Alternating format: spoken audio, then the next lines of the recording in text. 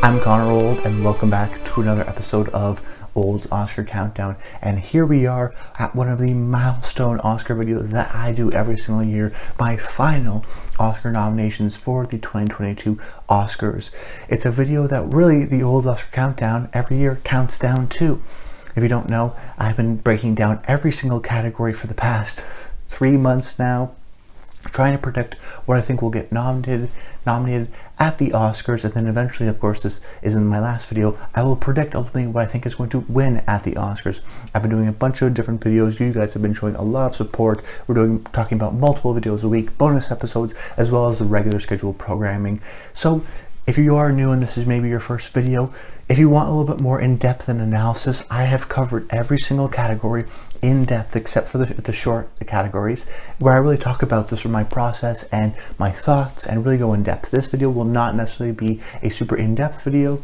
I will talk about why I went with certain movies over another in those 4th, 5th slot, just so you get a little bit of an understanding, and ultimately that these nominations are ranked in terms of their likelihood of getting nominated rather than my thoughts as to what's going to win. Right now, all we're caring about is getting nominated. I'm going to talk about all 23 categories, so let's just jump into it. Here we go, starting off with Best Picture. I'm going to go with first The Power of the Dog. Right now it's the lead to win for Best Director. It has acting support and it has technical support. It's been pretty much showing up at every single guild consistently. Above the line, below the line support. Power of the Dog, I think, gets in. Then I have Belfast. This is the TIFF People's Choice winner, and the last 9 People's Choice winners were nominated for Best Picture at the Oscars. So there's some strong signs there. Plus, this was the most nominated movie at the Critics' Choice Awards, which is a very indicative award show as to what will get nominated at the Oscars. So a good sign that it got 11 nominations there. Then I have Dune, which is this beloved technical movie, which is getting in pretty much in every technical award and winning a lot of those too in the early precursors. Has this sort of director support too, and just sort of this appreciative, epic kind of a movie. Then in my next slot, I went with West Side Story. Despite some of its recent stumblings at certain guilds, it still got into the big ones, DGA, Writers Guild, getting in at PGA, still getting 1 nomination at SAG. There's still a lot of support for it. I do think this is a movie that could win, although its chances are slipping. Despite that, this is still from Steven Spielberg, a remake of a classic movie. There's going to be a lot of appreciation and fans of this very highly critically acclaimed movie. Then in my next slot, I'm going to go with Licorice Pizza. Paul Thomas Anderson consistently overperforms when it comes to Oscar nominations. His last film was nominated for Best Picture and he was nominated for Best Director. I think that repeats. I think there's a real sense that he is one of the greatest directors living and in his prime right now, and I think the Academy wants to reward that. He's a guy who's been nominated in the past, whether it be Phantom Thread or There Will Be Blood.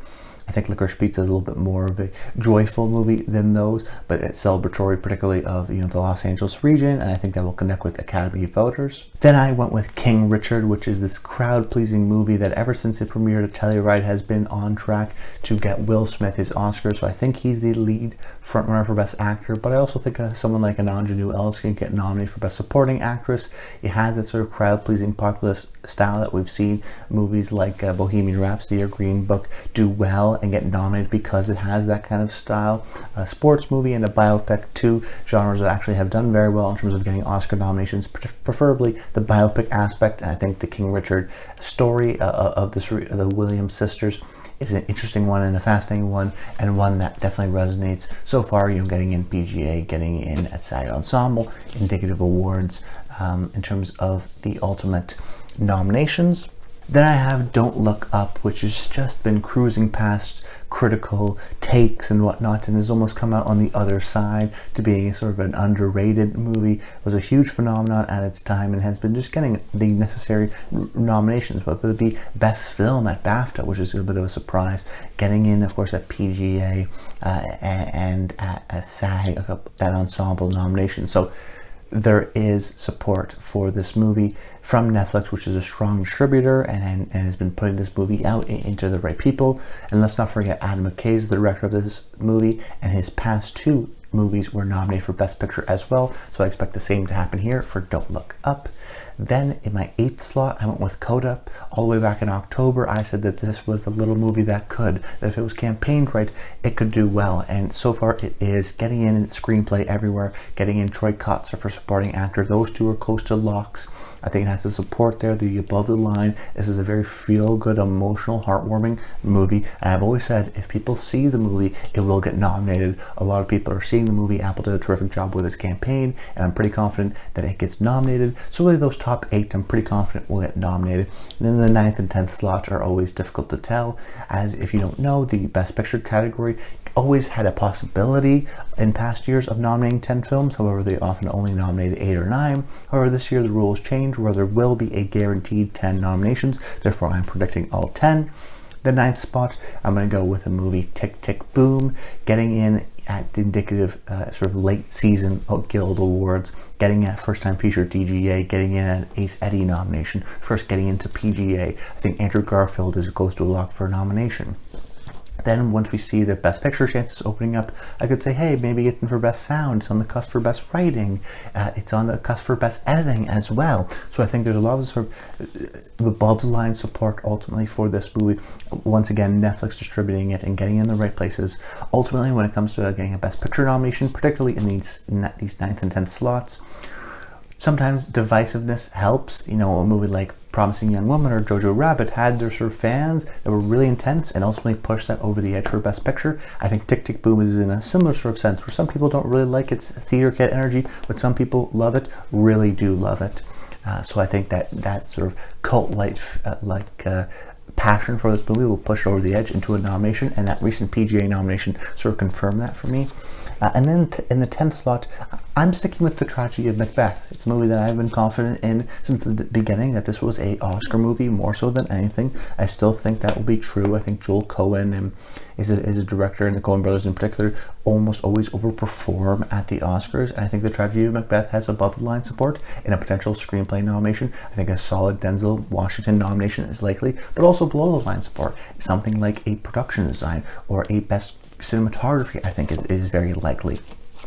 So you see that and you go, okay, above the line support, below the line support, a little bit more prestigious. You know, PGA very rarely goes 10 for 10 at the Oscars. Oftentimes they'll go 7 for 8 or 8 for 9. They're always missing one. So I don't want to go exactly the same 10 as PGA, so I kicked off being the Ricardos for The Tragedy of Macbeth, which seems like it's hitting at the right time, late, in the same way The Father did last year or Phantom Thread did in years past. This sort of late-breaking, prestigious, aimed at older audience members, kind of a trend that we've been seeing. I think The Tragedy of Macbeth, to some people, surprises, but to me, gets in for that 10th slot. Then in Best Director, my first pick is Jane Campion from The Power of the Dog. Got in at DGA, fits the sort of Netflix auteur mold very well. She's the likely frontrunner to win in one of the year's most acclaimed movies. Then in my second slot, I went with Denis Villeneuve from Dune. The most recent BAFTA nominations are frankly a little bit meaningless because they're picked from a jury, so they're less reliable.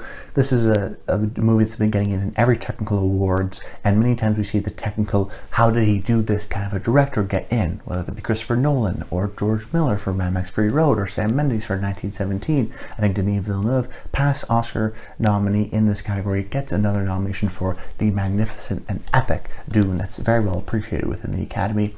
Then in my third slot, I went with Kenneth Branagh for Belfast. I can see this guy sort of slipping out because he does fit the sort of story, character focus first movies like a Green Book or Three Billboards Outside Ebbing, Missouri.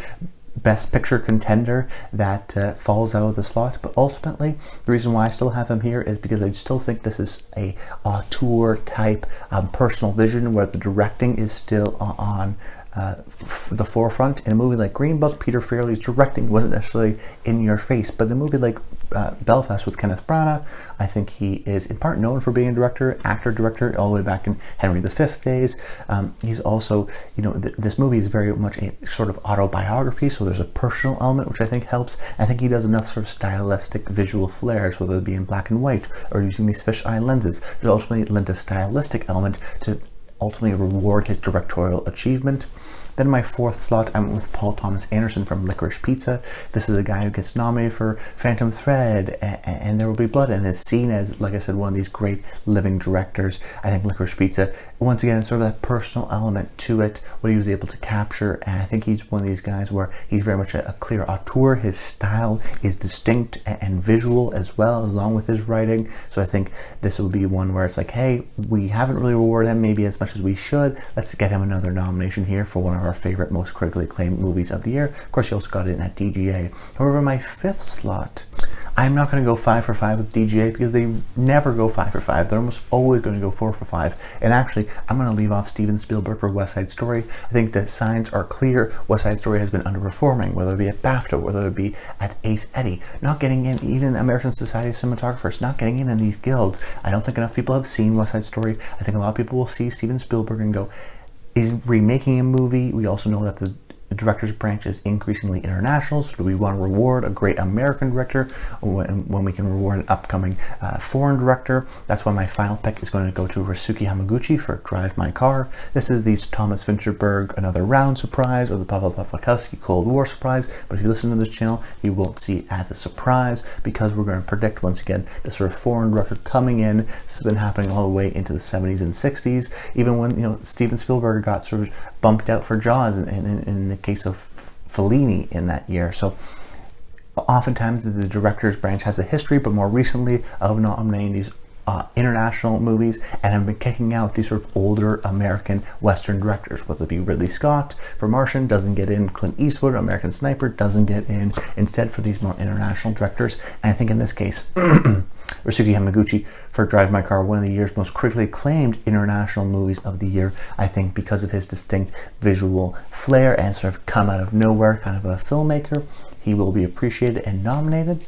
Then into my best actor predictions, my first one is going to be Will Smith from King Richard. The fact that he got in at SAG and at the Critics' Choice and at sort of the key pivotal moments in terms of critical groups, I do think that he is the front runner. He has never won before, despite being a terrific actor. His performance in the movie is very complex, charming, but also serious, but also hard to sort of read. He is one of the main strengths and loves for the movie, and we've seen the movie do very well in terms of PGA nominations and WGA nominations and SAG and whatnot. So if the Academy clearly does like this movie, and if they like the movie, it's pretty clear that they will like Will Smith in it, so that's why he's my first pick. Then my second pick is Benedict Cumberbatch for The Power of the Dog. Like I said, one of the year's most acclaimed movies. Benedict here plays a twisted cattle rancher who is hard to read but alluring and does so much with a glance. He's one of the main reasons why the movie is so successful, and is sort of the antagonist but the draw and the appeal of the movie. And once again, if you like the movie, you'll very much like Benedict Cumberbatch and his interesting, complex role as Phil. And then my third pick, I'm going to go with Andrew Garfield from Tick, Tick, Boom. Once again, I think Tick, Tick, Boom is the best picture contender here, and oftentimes when we're looking at the best actor winners, 7 out of the last 11 best actor winners, which is why I think Will Smith will win for King Richard, 7 out of the last 11 were actors playing real people. So whether it be Eddie Redmayne for playing Stephen Hawking, or Rami Malek for playing Freddie Mercury. We often see these actors win by playing these great men, or these men that are famous. In this case, Andrew Garfield is playing Jonathan Larson, the creator of Rent, in this sort of biopic musical formation before his success with Rent. It's a very interesting movie, and I think because Garfield sings, he dances, he encapsulates this real life person. There's all these sort of check boxes that the Academy likes to reward for performances, and he hits all of them. Similarly, in my fourth pick, I'm going to go with The Tragedy of Macbeth with the performance by Denzel Washington. Denzel Washington is a 2-time winner and an 8-time nominee. So we have him playing Macbeth, one of the most sort of famous Shakespearean roles. He'll get nominated for a movie like Roman J. Israel Esquire. So Tragedy of Macbeth is a sort of potential Oscar contender in the sort of range. I still think Denzel gets in. He's a very well-liked actor. And the nomination at SAG and Critics' Choice sort of seems to be like he is the main actor from The Tragedy of Macbeth to put in here. And then in my fifth slot, I went with Leonardo DiCaprio from Don't Look Up. And it's a hard thing to pick because I'm not super confident in any one. I could go for Cyrano from Peter Dinklage from Cyrano because he got a Critics' Choice, but not getting it at BAFTA, and or SAG has me a little concerned. And then I look at the SAG pick and I go, Javier Bardem from Being the Ricardos. That's not necessarily totally his film. He's not the main lead in it. So I just sort of looked at it very simply and I went, Don't Look Up, I'm pretty sure is the Best Picture nominee. The last 3 movies that Leonardo DiCaprio was in that also got a Best Picture nomination, so The Revenant, Wolf of Wall Street, and Once Upon a Time in Hollywood, all the 3 of those movies got nominated for Best Picture, and Leonardo DiCaprio also got nominated for Best Lead Actor. So the thinking was simple here. Because Leonardo DiCaprio is in a likely Best Picture nominee, and because this 5th slot is wide open, I think they're going to rely on 6-time nominee Oscar winner Leonardo DiCaprio to sort of make up for the years of not nominating him or not giving him the award. They want to sort of make up for that a little bit late, like the Oscars always are, and they want to nominate the lead in a movie they really like from a guy that they really like, in this case Leonardo DiCaprio. Plus, he also has that big speech, which is very Oscar-worthy. So, because of the lack of other sort of nominations, and because I think Don't Look Up is going to be a Best Picture nominee, I just sort of went to the old reliable and go, Leonardo DiCaprio, they like him, they like his movie, he's the lead of this movie. I think he sort of gets over the edge because of they just like Leo. Best Actress, I have Nicole Kidman from Being the Ricardos, because she's playing a real-life person and a well-celebrated actress, got in at SAG, won the Golden Globe, clearly has enough momentum, and Being the Ricardos has been overperforming at the Guilds, which shows there is still overall support for the movie. She could win, but she's probably not my winner right now. Hard to tell, but she's still a very high likelihood of getting nominated. Similarly with my next pick, Olivia Colman from The Lost Daughter, high likelihood of getting nominated because she is the sort of new Meryl Streep. Wins in 2018 for The Favorite. 2020, she gets nominated for The Father in a sort of very much a supporting, not super flashy role. Then this year, The Lost Daughter, in a movie that probably won't get nominated for Best Picture, but still has a sort of screenplay, very much a novel adaptation, gives her a lot to do, a different kind of a character for her. I think she's just a very well appreciated actor and gets in all the right places. Then in my third pick, I have the sort of potential bold prediction spoiler, as predicted in my bold predictions video, Lady Gaga from House of Gucci. The fact that she got in at BAFTA and none of her competitors really did, and she got in at SAG. I think she's been doing a terrific job campaigning. She really does want this Oscar. I think it's up for grabs. If she wants to take it, I think she will. And I think that getting in at SAG, Critics' Choice, getting in really everywhere, plus playing a real-life person, bringing a lot of sort of emotion and empathy to this over-the-top character in this sort of campy style of a story. She really does ground it and give a lot of emotion. I think she's a memorable part of the movie and has a sort of typical Oscar part. Then in my fourth pick, I have Jessica Chastain from The Eyes of Tammy Faye, taking a beautiful actress and sort of uglifying her, putting these prosthetics, giving her more of a square jaw and this crazy hairdo and this makeup. Jessica Chastain really empathizes and gives a unique perspective on Tammy Faye Baker, the televangelist.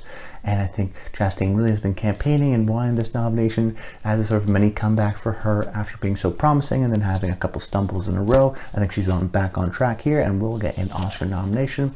And then in my fifth slot, I went with Kristen Stewart for Spencer. Despite the fact that very few people seem to like Spencer, I do think that she got in that Critics' Choice. She was the front runner at one point. There still will be enough support of her, and ultimately you look at the box and it sort of checks a lot of things. She is the ingenue. She is someone that's been working with great directors for a long time, so she still has sort of shed her sort of post-Twilight phase. She's playing a real-life, recognizable, famous person, in this case Princess Diana, and in sort of this tortured role. So there's a lot to sort of for her to chew on, and she really does do a lot with it. Hard to say because the movie's so not as well liked, but I do think it is highly seen, and I do think the people who do like the movie or even don't necessarily love the movie still appreciate her performance and what she does. Then Best Supporting Actor, my first pick is going to be Kodi Smit-McPhee from The Power of the Dog, playing this semi-sociopathic, strange, odd character that develops into something very interesting as the film develops. He is sort of a breakout actor for a lot of people, despite being in Slow West and in the X-Men movies. I think he really sort of shows his acting talent here, and he's one of the most memorable parts of one of the most acclaimed movies of the year.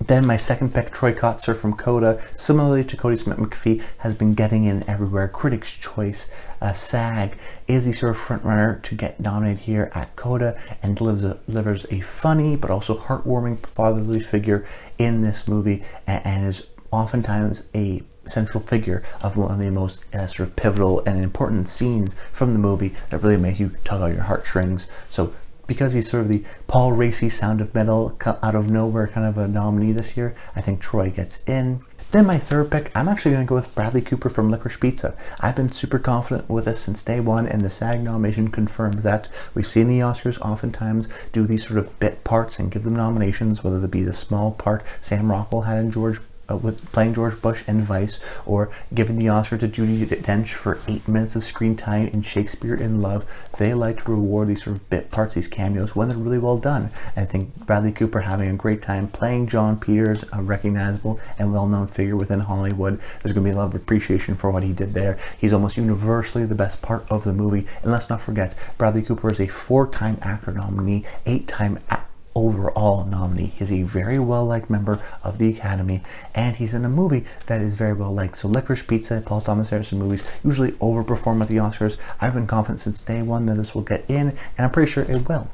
And then in my fourth slot, I'm going to go with Jared Leto from House of Gucci. He didn't get in at Globe, which is maybe a little bit of a stumble because that seems like the most Globes factor, but he still got in at SAG. House of Gucci was very well appreciated by the actors. He, like Jessica Chastain, sort of uglifies himself, puts on this fat suit, bald head, oversized clothing, tight-fitting, sort of bursting out of the clothing. He puts on this sort of crazy Italian accent. If you hate it, you hate it, but if you love it, you really do love it. I think there's a lot of appreciation for Leto sort of de-uglifying himself and playing a real life person and sort of transforming. And oftentimes we see these transformative roles really appeal to the Academy in terms of a nomination.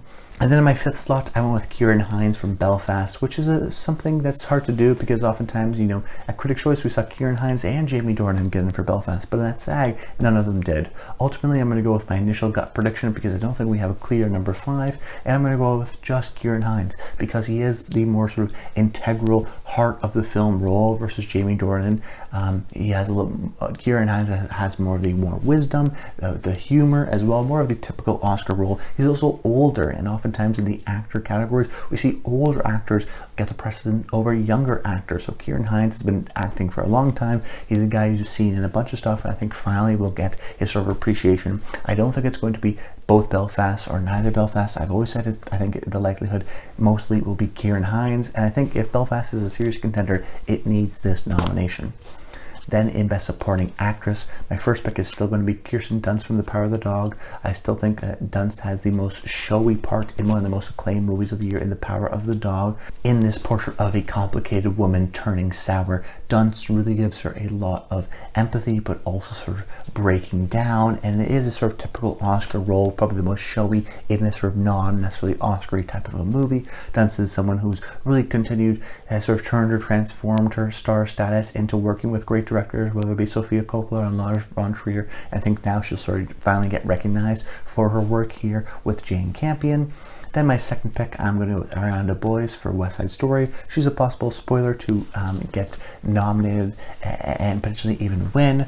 West Side Story was a movie that very few people in the Screen Actors Guild had saw because none of the screeners were sent out. However, that being said, she still got nominated at SAG. Ariana DeBose did. So playing Anita, the role that got Rita Moreno her Oscar all the way back in '61, I think Ariana DeBose in her first movie really impresses, singing, dancing, and showing so much emotion. And I think she's very much a wow, who is that kind of performance in West Side Story. She's been primed to do this. Let's not forget she hosted the Oscars pre-show last year, so she has an in with the Academy. I'd be surprised if she didn't get nominated.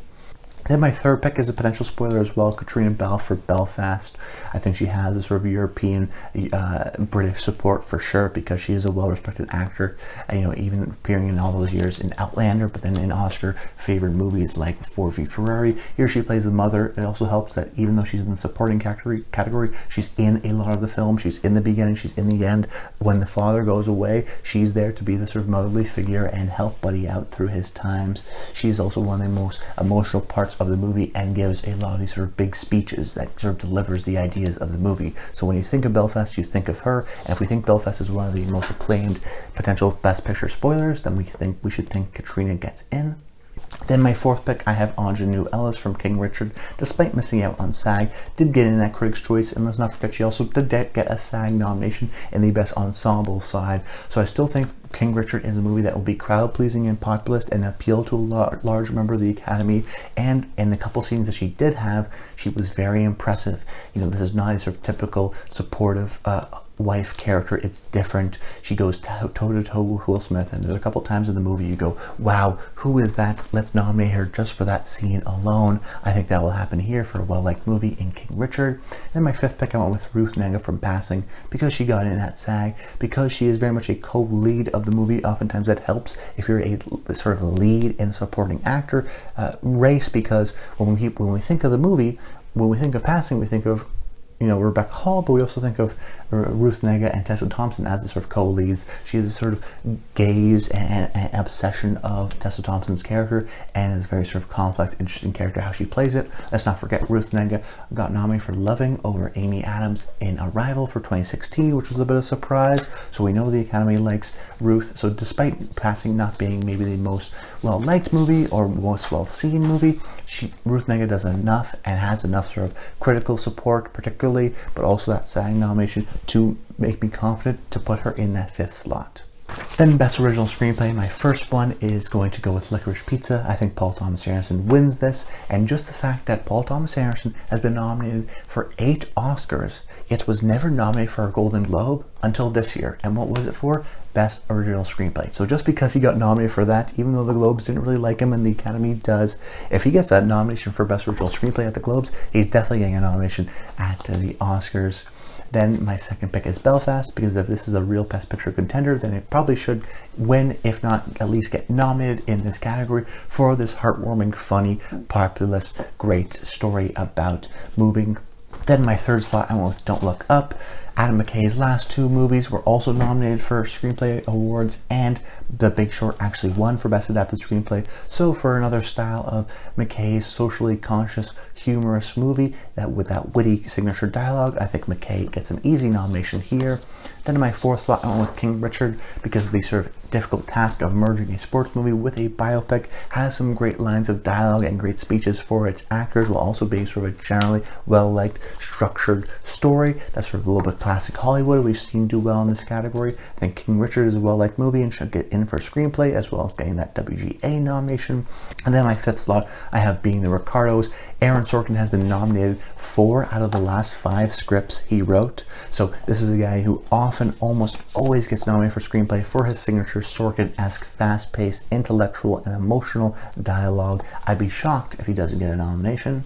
Best Adapted Screenplay, you gotta go with The Power of the Dog, based on the cult novel What Campion Does. Even though it's a sparse movie, it's still a very well-liked movie, and the lines of dialogue that are there are impactful, elegiac, and poetic.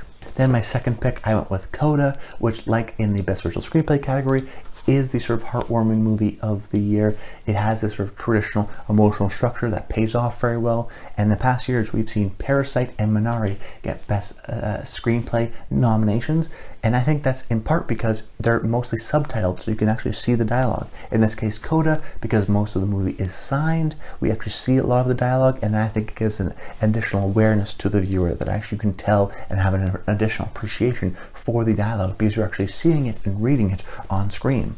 Then my third pick, I have The Lost Daughter, the first film from an adaptation of a Elena Ferrante novel. Maggie Gyllenhaal is a writer-director who has sort of this really interesting, great directorial debut. Oftentimes they reward the writing more so than the directing. I think Gyllenhaal will sort of follow suit, based in very much a novelistic sort of a movie with a lot of complex characters that gives the actors a lot to do with. I think there will be a lot of support there for The Lost Daughter, and because of it based on this sort of interesting author and book.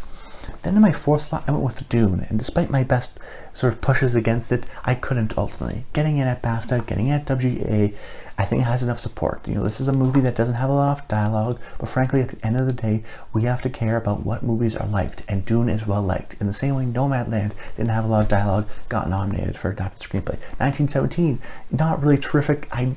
or identifiable screenplay that was mostly just the visuals and whatnot, yet that got nominated as well. Why? Because those movies were well liked. Here you have Dune, which is a very well liked movie adapting this classic novel, but of course you also have the added factor on top of that. Eric Roth helped pen the script as well with Denis Villeneuve and John Spaihts, and Eric Roth is a past winner and was most recently nominated for Mank. So Best Picture contender with strong talent behind it. Dune seems poised to get a nomination. Then in my fifth slot, I'm going to go with Drive My Car. That sort of BAFTA nomination and the West Side Story miss gives me enough for prominence to go that even though Tony Kushner is a well-respected screenwriter, I can't totally put him in confidence and just ignore all the facts that he hasn't been getting in. This is a musical that doesn't have sort of enough recognizable dialogue that I think will get in, whereas Drive My Car is all about dialogue. It's all about talking. And I think Hamaguchi can get nominated for Best Adapted Screenplay. I think Drive My Car can get in here too. I think West Side Story's misses just are sort of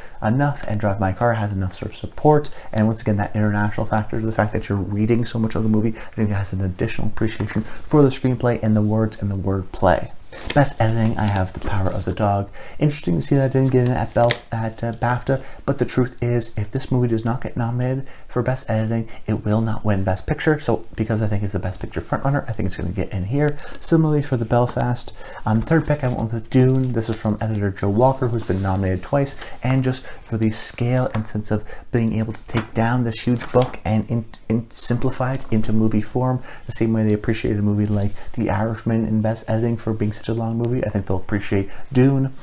Then fourth pick, I actually went with Tick Tick Boom. I feel sort of in a gut way that this will get nominated. It got the Ace Eddie nomination, and because it got PGA, I think it's the Best Picture nominee, so it's not like a crazy, oh, this movie's not going to get nominated for Best Picture and get Best Editing, because that's very rare. Oftentimes, the Best Editing go 5 for 5 with Best Picture nominees, so I do think Tick Tick Boom gets the Best Picture, so therefore I think it gets in for editing as well, because it got that Ace Eddie award, and because it's the most sort of flashy, intermingling of these different timelines, and in-your-face kind of editing, which oftentimes does well. And then that fifth slot, I went with Licorice Pizza, actually. So despite the sort of West Side Story snub, once again, another thing you have to sort of recognize, if West Side Story seems to be not as strong of a contender as we thought, where Licorice Pizza has been getting in everywhere. So Andy Jurgensen's sort of the vignette-esque storytelling style of the different varying stories of Alana and Gary throughout Licorice Pizza, I think will be very well represented and appreciated, and it seems like Licorice Pizza is enough of a strong enough Best Picture contender that it gets in for editing.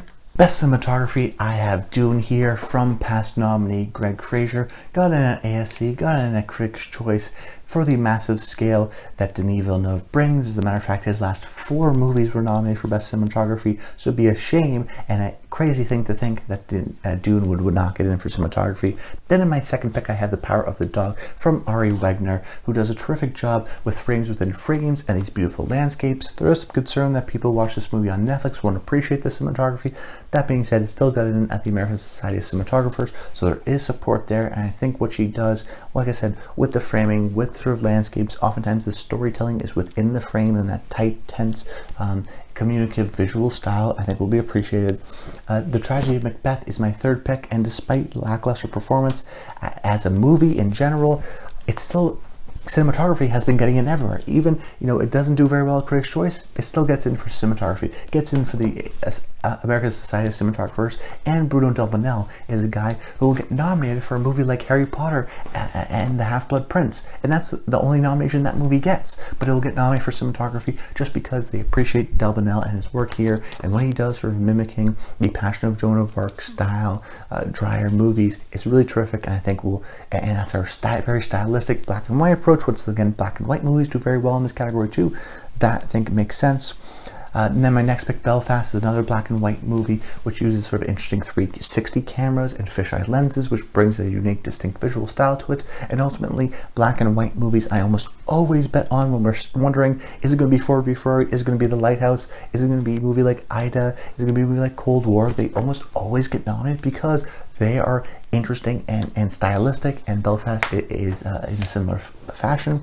And then my fifth pick, I'm still going to go with West Side Story. I know it didn't get in at BAFTA or ASC, and that's kind of crazy to think, but I can't imagine Janusz Kaminski, who is a past winner, very well nominated Oscar, well-respected Oscar member, I can't imagine the use of colors and ways he moves his camera to him not get nominated. So I have a well-respected cinematographer. ASC very rarely goes 4 for 5. We see the odd cherry nominations like last year, and I think Janusz is a well-respected enough cinematography. And the visuals are such a key component of the movie. So if we think the movie is well liked, well then I'd be surprised if it doesn't get nominated for best cinematography. And that maybe is a little bit of personal bias, but it's one of those things where Nightmare Alley, yes, is very well appreciated, but Janusz Kaminski is a little bit more well appreciated than Den Louston. Then best animated film, I have Encanto. Disney, ever since the sort of mini renaissance in 2012 with Wreck-It Ralph, has been doing terrific in terms of nominations. Right now they have the #1 song in the world with We Don't Talk About Bruno from this movie Encanto. It has really been resonating. That hasn't happened in 20 plus years for Disney. It's a huge deal for them. I think Encanto, it's a slam dunk for nomination because it's peaking at the right time. Everyone's talking about this movie and the song is keeping it in the conversation. Then I have Luca from Pixar, who has a terrific record ever since the beginning of the category, getting nominated so many times. They have the most wins out of any studio ever, and when they get nominated, even if it's a lesser work with something like an Onward or a Cars, they will still get nominated for the fact that it's an original movie. So here we have Luca, which is a little bit more kid-friendly, a little bit more low stakes. It doesn't matter. It's an original movie from Pixar, a very well-appreciated studio. I think that gets nominated. Then we have The Mitchells vs. Machines from Netflix and Sony, two studios have been doing very well recently, whether it be Over the Moon or Klaus or Spider-Man Into the Spider-Verse. Both these studios have been doing very well in their animation department, and here Mitchells vs. Machines is a very charming, one of the most critically acclaimed movies of the year. Heartwarming, family-based, usually and distinct animation style, which I think that this branch will appreciate. It's not the traditional kind of 3D CGI kind of character. It is interesting. It is different style. I think that sort of scrapbook style I would describe it, and I think that will be appreciated. And then my fourth pick, I have Raya and the Last Dragon. Similarly, like I said with Encanto, Disney is doing very well here in this category, getting multiple nominations a year, or at least one nomination a year for the Disney Studio animation movies. You have Raya and the Last Dragon, which is mostly critically acclaimed and appeals to a little bit more of an older demographic, which I think will appeal to the Academy members in this sort of action mystical fantasy. Then I have Flea in my final slot. I'm a little bit nervous this doesn't get in, but ultimately I put it in here because I have Neon, I Love Faith in Neon, which is the distributor who is campaigning this movie in anime feature, international feature, and documentary. Plus, when we're looking at the Oscars, they will very rarely go for a movie like Sing 2, which is a little bit more generic and, kid-friendly. They'll oftentimes go for a movie like Wolfwalkers, because it is a unique independent animation, a different style of animation, and Flea sort of fits that mold. It's not the CGI typical. They like to go for I Lost My Body, these sort of independent movies, and I think Flea is the sort of independent animated movie of the year. Best documentary, I have Summer of Soul. Questlove being that sort of signature director, getting in at Best Editing for BAFTA shows its greater support. Campaigned by Searchlight, which is one of the best studios in terms of campaigning, feels important, but it's also fun. I think that's a good chance for the win, and has been getting in everywhere. DGA, PGA, and IDA, the International Documentary Association. My second pick similarly has been getting in everywhere. That's going to be The Rescue from the directors of Free Solo. So if they won for Free Solo just 3 years ago, who says they can't get another nomination with another really well appreciated, highly visible movie in The Rescue? Then my third pick is Flea, like I mentioned with animated feature, unique movie, and I think because of the blend and approach that Neon is taking, should get in. Fourth pick, I went with Ascension, mostly because this is from Sheila Nevins, who is the lead on MTV Documentary, who has been the president of HBO Documentaries for a long time, just recently swapped over, and she got a lot of nominations for HBO over those years, and even with 1 year at MTV, already got a documentary nomination for documentary short. I think this year, these are sprawling social issues relevant movie that is done here with Ascension will resonate with the documentary branch. And my final pick is going to be Writing with Fire, a great story about a woman-owned, a female-owned newspaper in India in a mostly male-dominated field. It is socially relevant, it is political, but it's not too controversial. It has a signature sort of group of members that you can identify with. It makes you feel good at the end of it. It's not a movie like Procession that makes you feel bad and is tough tough watch and tough sit. You don't want to think about it. Running with Fire gives you inspiration. I think that inspiration will surprise people and get a nomination. Plus, it got nominated at the International Documentary Association and PGA. This is a movie that, if you follow the trails, has been getting nominated, and that's an important factor.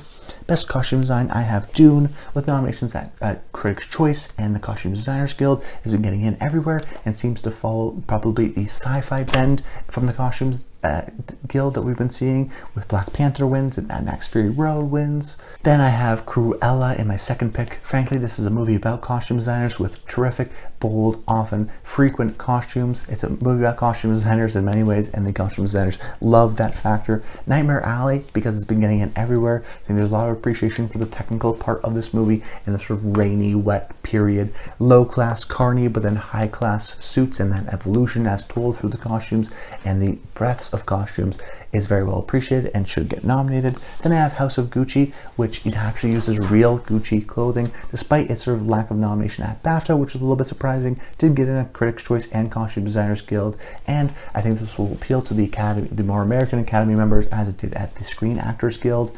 And large appeal of the movie is the sort of varying and real Gucci clothing that's so terrific and fashionable. So a movie that's so much about fashion, and it's in the Oscar conversation, you think it get in for Best Costumes. And then in my final pick, I'm actually going to go with Cyrano, which is a bit of a surprise, but it got in at Costume Designers Guild, it got in at BAFTA. You know, it's important to say that I didn't go with Spencer because that's a movie that's been showing up nowhere. However, this movie, Cyrano, the costume designers are Jacqueline Duran, who was a 2-time nominee and has been nominated a bunch of times, and Massimo Perini, who was nominated last year for Pinocchio, and that was a movie that only had one other nomination. You know, very little seen movie. It got nominated for Best Costume Design because they respect his work so much. So here, once again, I think the Brits will sort of support Cyrano. You have two very well respected costume designers for their work. I think Cyrano will get at least something based on its sort of success at the British side. So I think this costumes will make the most sense. Plus, Joe Wright, 4 of his movies have been nominated for costume design: Darkest Hour, Pride and Prejudice, Atonement, and Anna Karenina, the latter, which won Best Costume Designer. So he has appreciation for this, and his movie here, the director of Cyrano, Joe Wright, I think will get another costume design, making it his 5th nominee.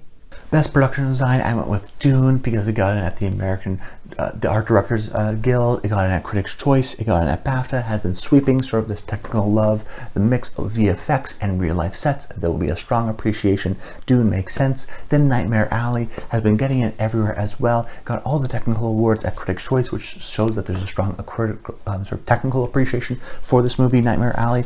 Plus, Del Toro's last 2 of Del Toro's movies, one for Best Production Design, Pan's Labyrinth and The Shape of Water. So there's a strong design element to his films and production design, building these massive sets for a big budgeted $60 million drama. It's rare to see. I think that sort of high class and carny mix, high and low mix, was very well appreciated, and the variation of real life sets that Del Toro built within his world will be very well appreciated.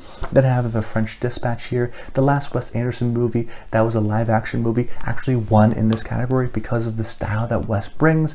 Here, the same production designer comes in here and I think delivers maybe even a better job with the varying locations within the 3 stories. It's very distinct, it's very unique, it's very Wes Anderson, and even if you don't like the movie, which I wasn't a huge fan of, you have to appreciate the technical craft that goes into it, and the production design is impeccable. Then my 4th slot, I went with West Side Story. Constantly been showing up in this category, even at BAFTA, where Best West Side Story didn't do so well. Adam Stockhausen is the production designer who also did The French Dispatch, and because both those movies have been getting everywhere, we don't see a potential for vote split or concern that he'll only get in for one, because you have these sort of great built sets, but also, you know, shooting a lot on the streets of New York and making that transformed into 1957 New York is a terrific task. You know, the alley scenes, the use of colors, the way sort of it feels like New York, but an elevated New York feels like kind of a play.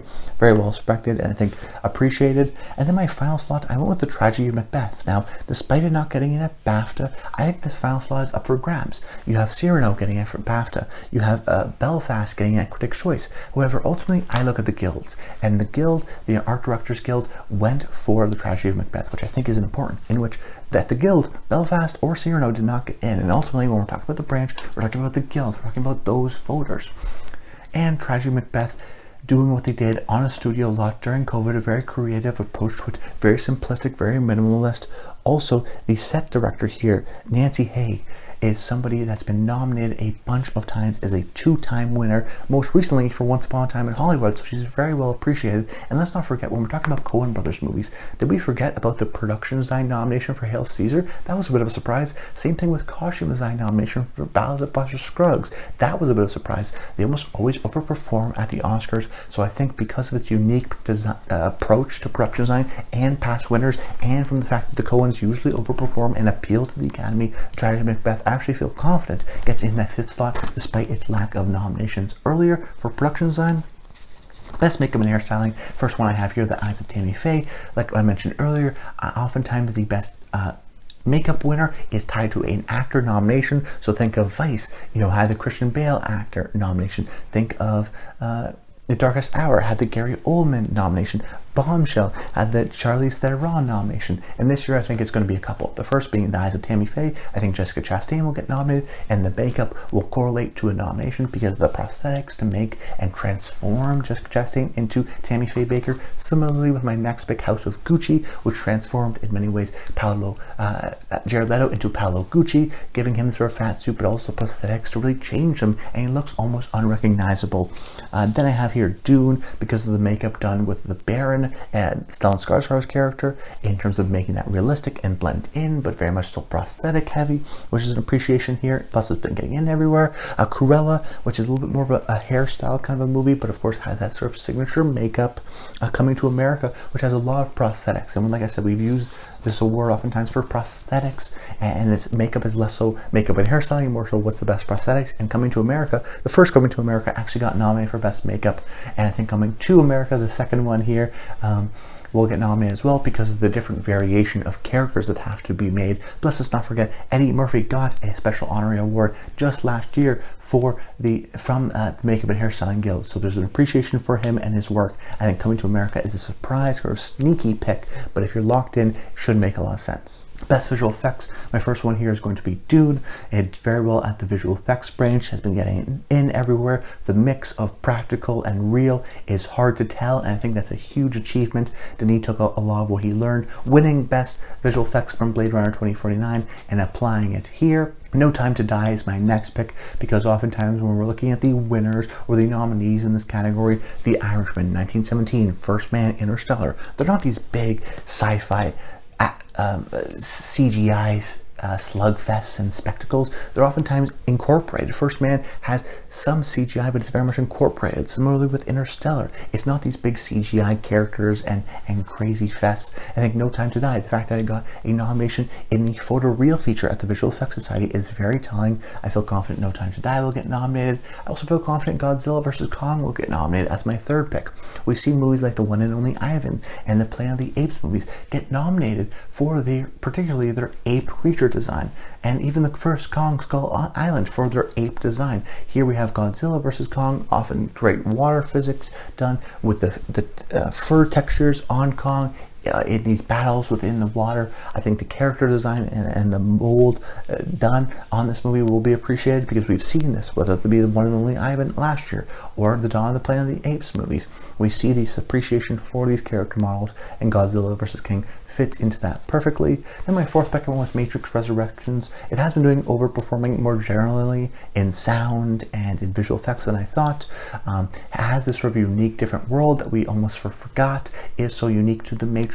I think will be appreciated there.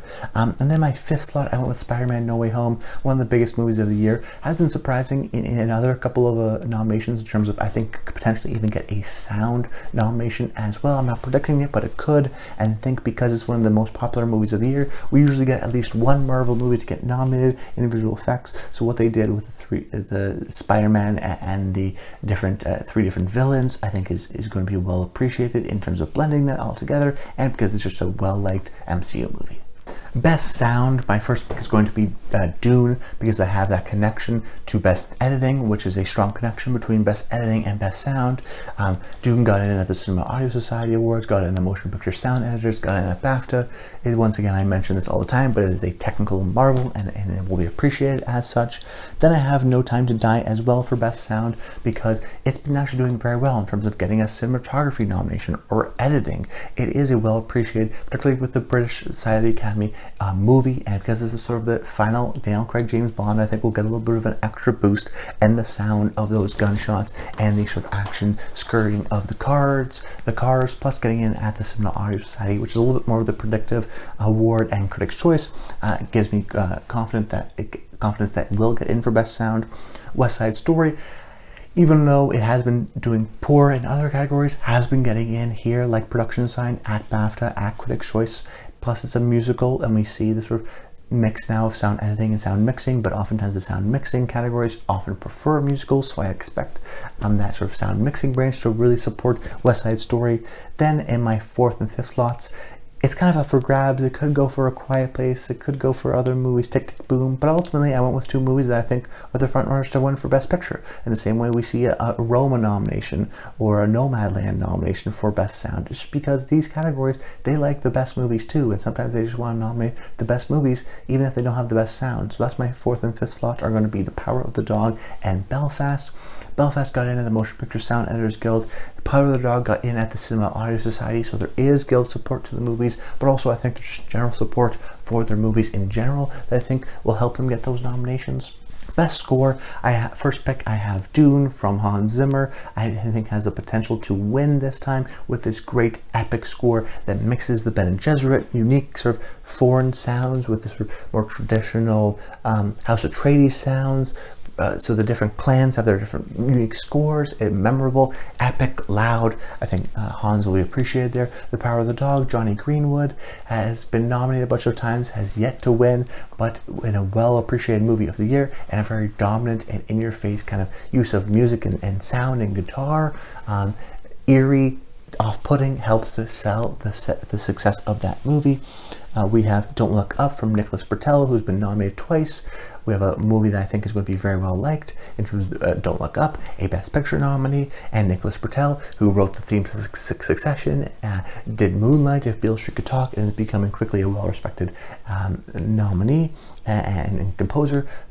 Fourth pick, I have The French Dispatch, because Alexandre Desplat has been nominated a gazillion times, has won twice already, seems like he gets nominated every year, and frankly, I'll bet on him every year because he's one of those guys, particularly in the composer categories, where they like to nominate the same guys over and over again. And because we have sort of a newbie in Nicholas Britell's only had a couple nominations. We have The Power of the Dog, which only has Johnny Greenwood, has only had I think one nomination. So there still a couple newbies, so we're going to go with another staple, in this case Alexandre Desplat for The French Dispatch. And I think my final pick is going to go to Alberto Iglesias for Parallel Mothers, because this is a guy who's a very well appreciated composer. I think that fifth slot is very much up for grabs. It could go to Daniel Pemberton, but I don't think Pemberton is very well liked within the Academy.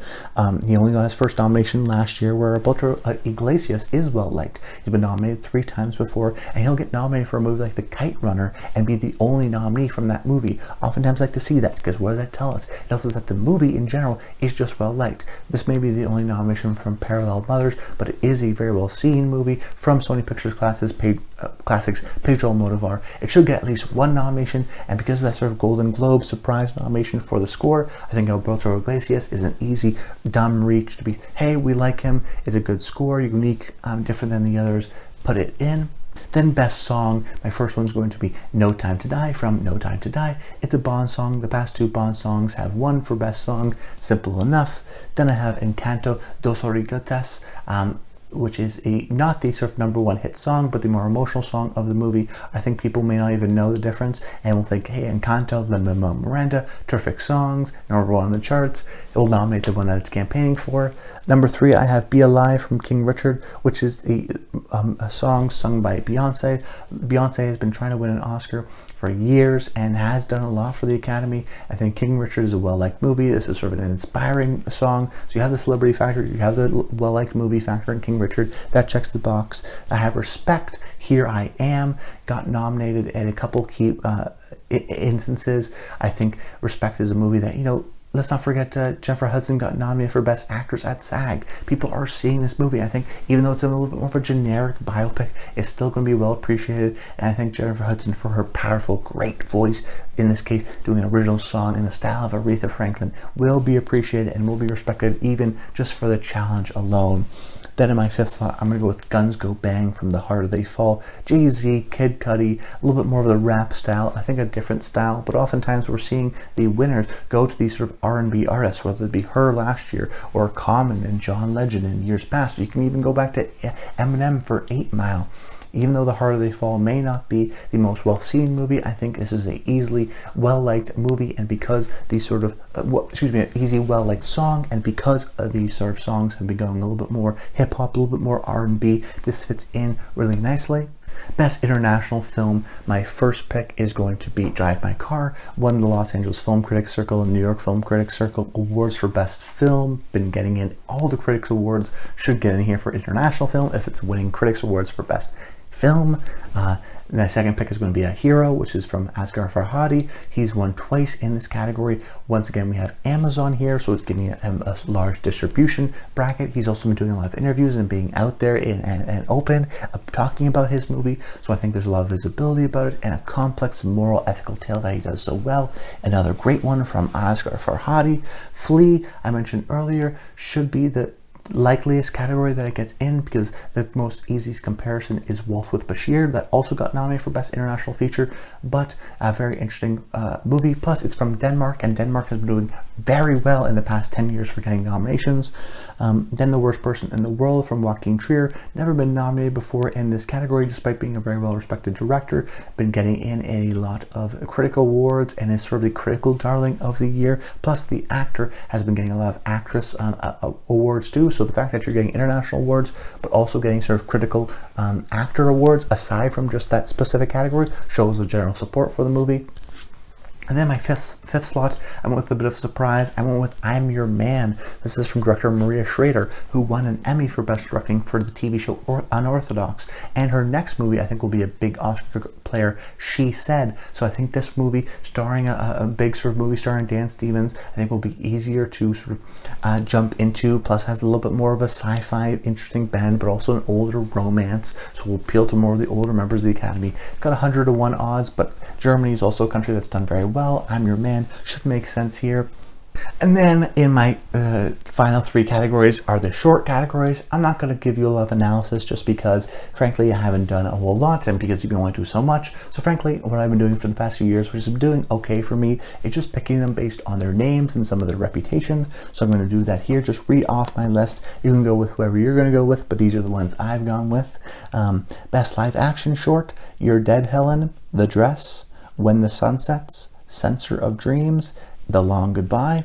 Best Documentary Short, Three Songs for Benazir, The Queen of Basketball, Coded, The Hidden Love of J.C. Lendecker, Camp Confidential, America's Secret Nazis, Terror Contagion, Best Animated Short, Us Again, Robin Robin, The Musician, The Windshield Wiper, and Namu. So those are my picks on all those categories. I hope you enjoy the videos.